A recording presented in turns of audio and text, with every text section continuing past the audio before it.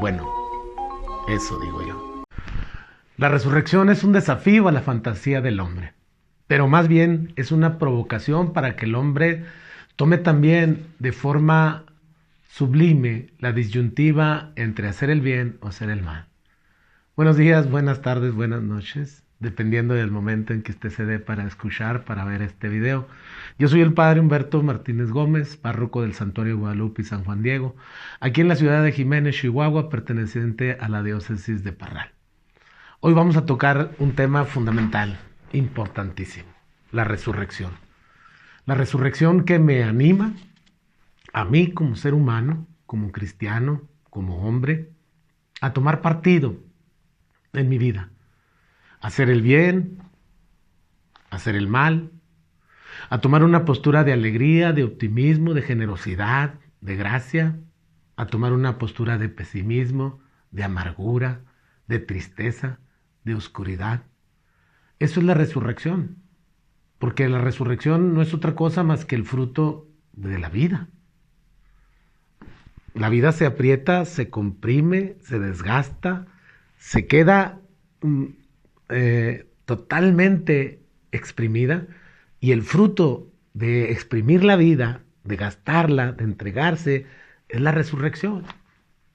Por eso no es nada extraño que Jesucristo resucite glorioso, imponente, inmortal, con un cuerpo glorioso, dice San Pablo, y se presente ante sus apóstoles, quienes no lo reconocen, porque cuando se está fuera del foco de la verdad, es imposible reconocer la verdad. Cuando se está fuera del foco de la luz, es imposible ver la luz. Cuando se está fuera de la alegría, es imposible contemplar la alegría, la felicidad. Cuando se está fuera de la vida, es imposible reconocer la vida misma, la vida espiritual. Cuando se está en la mentira, no se puede reconocer la verdad. Y por eso no lo descubren sino hasta que Él mismo los ilumina, los cobija, hasta que Él mismo les muestra el camino, hasta que Él mismo les participa de su vida. Así pues, este tema va a ser fundamental porque es el tema, es el quicio de nuestra creencia, de nuestra fe. Recuerde las palabras de San Pablo: si Jesús no ha resucitado, es vana nuestra fe. Aún en estos días, en este año 2020, hay muchas personas que interrogan, que tachan hasta de mito, de no real el tema de la resurrección. Sobre todo con esta pandemia y con esta amenaza de enfermedad que nos ha acarreado toda esta contaminación de este virus que nos amenaza, tan pequeño e insignificante, tan ni siquiera a la vista de nosotros, pero tan mortífero y tan hiriente. El tema de la resurrección tiene mucho que ver con el tema de la enfermedad, de la muerte, pero sobre todo con el tema de la vida, de su vida, de mi vida. ¿Cómo he vivido mi vida? Si usted ha vivido una vida de alegría, de paz, de felicidad, de tranquilidad, de generosidad, pero no solamente la ha vivido en un acto egoísta de decir yo soy feliz, yo me entrego, yo doy, no, en un acto generoso ad extra, que usted diga yo soy feliz, pero también he hecho feliz a mi esposa, he hecho feliz a mi hermano, he hecho feliz a mis padres, he hecho feliz a mis amigos, he hecho felices a mis compañeros de trabajo, he hecho felices a mis empleados, he hecho feliz a mi patrón. He buscado la estabilidad emocional, no solamente la mía, sino los que están a mi alrededor, los que participan de mi vida, los que me tocan, los que me ven, los que sonríen junto conmigo. Cuando usted ha vivido una vida llena de plenitud, no en una continua plenitud, porque en este mundo hay altibajos, hay claroscuros, hay sonrisas y a veces hay llanto, pero la mayoría de la vida usted pretendió ser una persona feliz, entregada.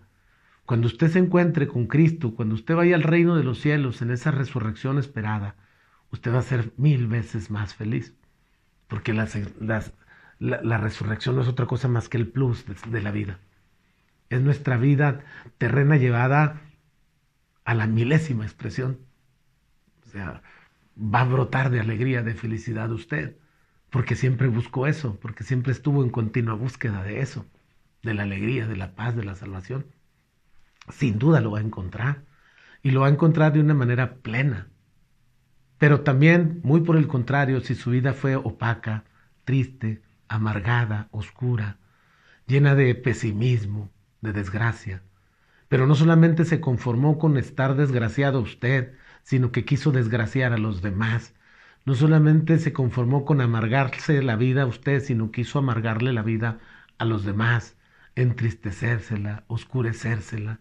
Hizo hasta lo imposible para que su compañero de trabajo sufriera tanto o más que usted. Hizo hasta lo imposible para que su patrón sufriera, teniéndolo a usted como empleado. Usted como patrón hizo lo imposible hasta que sus empleados sufrieran tanto como ha sufrido usted.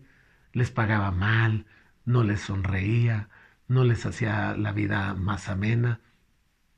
Pues cuando usted llegue la resurrección, cuando llegue ese abrazo con el Padre, va a ser 1000 veces amargado, va a estar 1000 veces en la oscuridad, va a estar hasta la milésima expresión de oscurecida su vida. Va a seguir siendo un tormento, porque en la vida usted eso persiguió, porque en la vida eso usted creyó, quiso alcanzar, y la resurrección no es otra cosa más que darle a cada quien el premio que buscó en esta vida. Jesucristo desde su encarnación fue feliz, aunque las circunstancias no le favorecieron, ni en su nacimiento, ni en su infancia. Fue perseguido ya desde su adolescencia, desde su niñez, hasta la edad joven, cuando empieza a predicar el reino de los cielos, que es perseguido también. Y él no pierde la alegría, no pierde la felicidad que le da predicar el reino, acercarse al reino. Sigue siendo feliz, sigue devolviéndole la alegría a las personas, sigue devolviéndole la salud a los enfermos, sigue devolviéndole la vida a los muertos, sigue expulsando los demonios, sigue devolviéndole el habla al que está mudo, el audio al que está sordo, sigue devolviéndole la fuerza en las piernas al que está inválido, sigue repartiendo el pan, y en eso encuentra alegría y felicidad.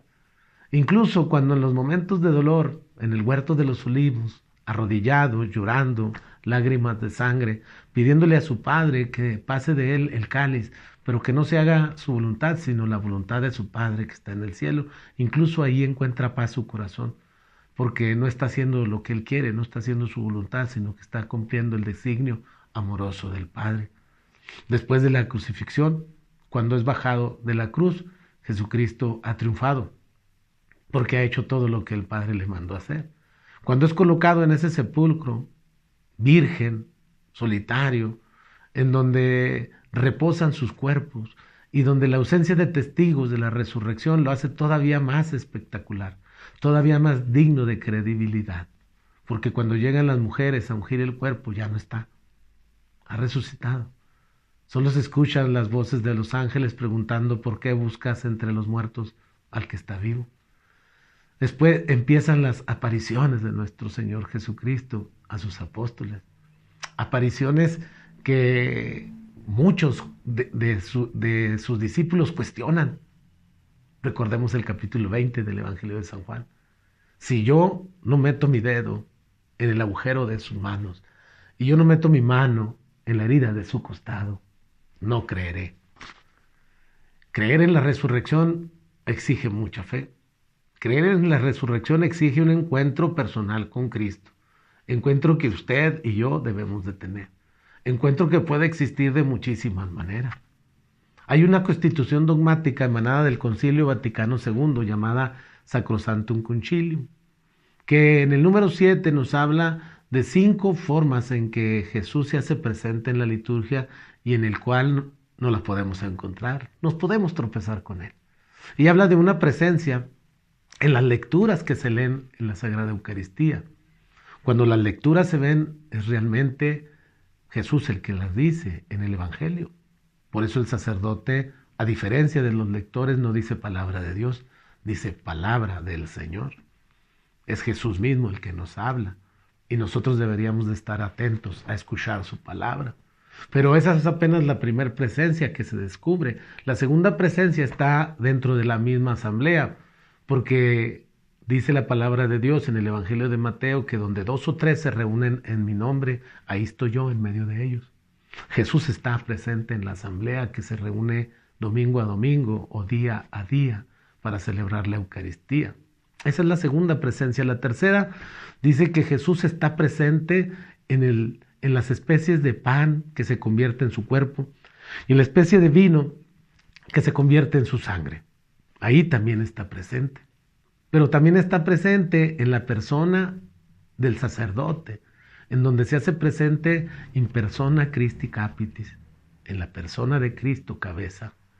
Y está presente también en el altar, donde se ofrece el sacrificio redentor. Pero podemos verlo en otros lugares. No, estos 5 lugares de encuentro de Jesús no agotan su presencia. No lo podemos encontrar en el pobre de la calle, que a veces nos pide una moneda, o a veces hasta nos la exige. Nos exige que no que solventemos su necesidad, sino que explotemos nuestra caridad. No sé si esto quede muy claro. El pobre está enfrente de mí para enseñarme a romper mi egoísmo, a rasgar esa capa egoísta que yo siento y a deshacerme de aquello a lo que estoy atado. Mi moneda, mi chamarra, mi cobija, mi sombrero, mi billete, mis zapatos. Tal vez eso estoy aferrado a eso y me cobijo tanto con él que no logro encontrarme con ese Jesús resucitado que tanto me habla, que tanto me ama. El sepulcro vacío es uno de los testimonios que tenemos nosotros sobre la resurrección de nuestro Señor Jesucristo. La doctrina católica está basada en 3 argumentos que habría que investigar fehacientemente. El primero es buscar los textos más antiguos referentes a la resurrección de nuestro Señor Jesucristo, darles el verdadero valor y también darles su verdadero sentido. ¿Qué significa realmente el texto? 2. También tenemos que reconocer que el tema de la resurrección es fundamental para nuestra fe. Es el origen de nuestra Iglesia Católica. La Iglesia Católica nace a raíz de la resurrección de nuestro Señor Jesucristo. No es sino después de la resurrección cuando los apóstoles empiezan a hacer asamblea, empiezan a ser ellos mismos una pequeña iglesia, una pequeña comunidad base, que después por las persecuciones y porque el Espíritu Santo los manda a misionar, pues se esparce por todo el mundo. Un tercer elemento sería buscar en esos argumentos de los textos antiguos su historicidad, su realidad histórica, si realmente pertenecen a la historicidad del pueblo judío o a la historicidad de la primitiva iglesia cristiana y no son producto de una imaginación de alguien que los quiso poner por escrito. En el origen del cristianismo cabe recalcar también que existían muchísimos evangelios, muchos evangelios. La iglesia en el siglo IV, a mediados del siglo IV, se pone a recopilar los evangelios que ellos consideraron inspirados, que son los que tenemos nosotros, Mateo, Marcos, Lucas y Juan. Pero existen otros evangelios que hablan de la resurrección de Jesucristo, de una manera fantasiosa, poco histórica y poco real, de tal manera que fueron desechados del canon bíblico. Vamos a entrar a fondo a estudiar un poco más la resurrección. Quería dar una introducción a esto porque, como les digo, esto es lo fundamental de nuestra fe. La resurrección es básica para todos los que creemos en Cristo. Repito las palabras de San Pablo.